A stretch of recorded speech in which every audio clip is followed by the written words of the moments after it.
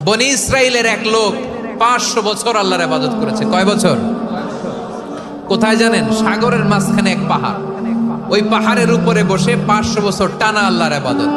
দিনে আর রাতে একবার করে নিচে নামতেন।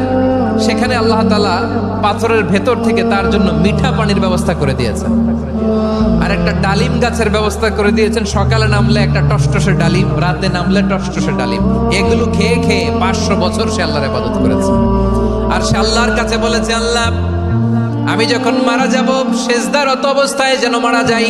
ঠিকই আল্লাহ সেজদারত অবস্থায় সাইয়েদনা আজরাইলকে পাঠিয়ে দিলেন। সেজদারত অবস্থায় লোকটা মারা গেল। 500 বছর ইবাদতের পরে আল্লাহর দরবারে কিয়ামতের কঠিন ময়দানে যখন লোকটা হাজির হয়ে যাবে, আল্লাহ বলবেন, আমার বান্দাকে আমার দয়া, আমার ভালোবাসা দিয়ে জান্নাতে ঢুকায়া দাও।